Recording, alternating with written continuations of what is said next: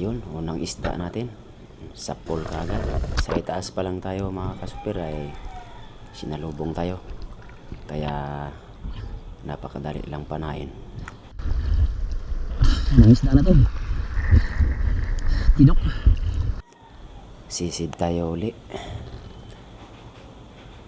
Ayan at naghahanap tayo ngunit mayroon tayong nakita na isang malaking samaral. Ayan, patay. Sapol kaagad. Hindi nakagalaw. Hanap ulit.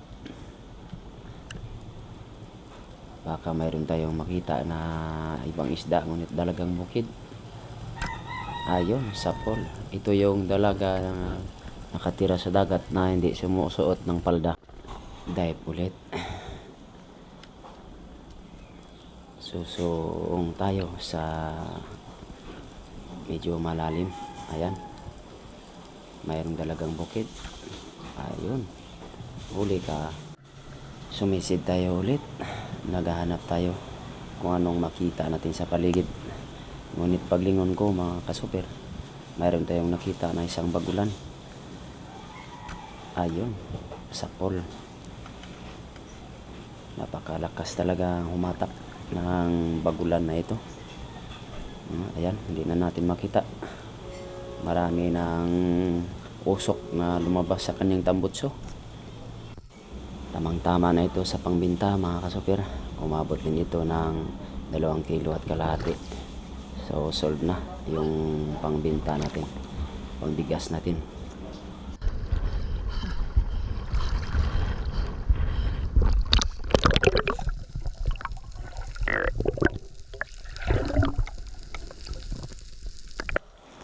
Balik na naman tayo sa ilalim. Naghahanap tayo kung ano yung makita natin. Ngunit ayan, dalagang bukid na naman. Ayun. Sapol, umikot-ikot lang. Hanap tayo ulit. Ayan. Pagsisid natin, tumitingin tayo sa paligid kung ano yung makikita natin. At ngunit isang surahan na maliit din lang pero goods na ito, pang ulam. Ayan, at sumisid tayo muli. Naghahanap tayo. Ngunit may napansin ako sa unahan na nakahiga, na danggit. Kung sa basketball pa, 3-on-1 situation. Ngunit isa lang ang huli natin. Kulang tayo sa hangin. Sumisid tayo muli at mayroon tayong nakita na isang hindi gaano kalakihan na dalagang bukid. Ayan, sapol din. Dagdag rin ito sa pangbinta natin mga kasupir. At ito, dalagang bukid ulit. Ay, nagpahabol pa. Ayun, at hindi pa rin tinamaan mga kasupir. Sayang. At ito na naman, sumisid ako muli. Nagtitingin-tingin sa paligid at mayroon akong nakita sa unahan na isang dalagang bukid. Ngunit mayroong nagpakita na isang malaki din na samaral, nagpahabol. Ayun, tinira ko na. Sapol din. Pangdagdag naman ito sa pangbinta. Ayan, sumisid tayo muli. At naghahanap tayo kung ano yung pwede nating mapana. Napansin ko sa unahan na mayroon na pasalubong sa akin na isang hindi rin gaano kalakihan na isang dugso. Nang tinira ko, ayun, hindi ko natamaan. Sayang. Pangdagdag na sana yun. Sayang. Ayan na naman tayo mga kasupir. Sumisid tayo muli. Naghahanap ng kung ano yung pwede natin na mapana. May nakita tayo na isang hindi gaano kalakihan na isang danggit. Ayan, at tinira ko na. Sapol. Pangdagdag rin ito. Ayan, bumalik tayo sa ilalim. Naghahanap pa rin tayo kung ano yung pwede nating mapana. Yung dito sa malaking bato mga kasupir, sinilip ko ngunit medyo hindi natin halos makita. Isang labahita. Good size na rin ito. Ayan, pinana ko na at sapol. Hindi natin halos na videoan kasi kulang tayo sa hangin. At ito na naman, sumisid tayo muli. nagbabaka sakali na naman tayo na mayroon tayong mapapana. At pag tingin ko sa unahan, mayroon tayong napansin na isang danggit na maliit. Ayun, sapul. At ito na naman, mayroon tayong nakita, dalagang bukid ulit. Oops. Ayun, sapul kang dalagang bukid ka, pangdagdag ka sa ibebenta bukas.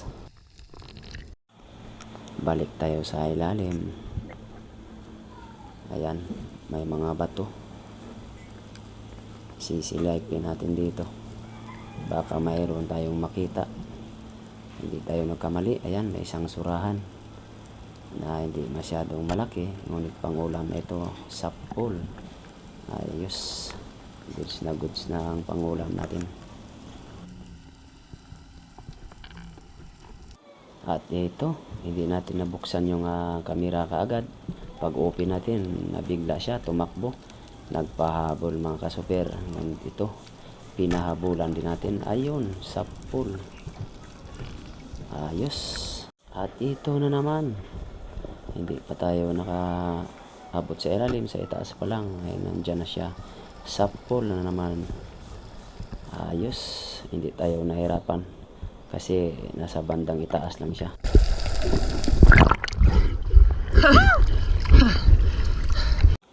Ayan na, sumisid tayo muli at naghahanap tayo na sana mayroon tayong makita na pangdagdag sa ating bintat. Ayun nga, mayroon tayong nakita na isang patambak, yung snapper. Ayun, sapul. Goods na rin ito, pangdagdag sa ibibenta natin. At dito na tayo sa bandang mababaw kasi pauwi na tayo. Meron tayong nakita na pangulam. Ayan, at binanatan na natin para may dagdag tayo sa ulam. Mataba na isda ito. Kung tawagin ito sa amin ay tihol-tihol. Iwan ko kung anong tawagin ito sa Tagalog at sa ibang lugar, lalong-lalo na sa English kasi mahina tayo sa Inglesan. Ayun, mayroon tayong nakita sa ilalim ng bato. Binanatan na natin, sapul din.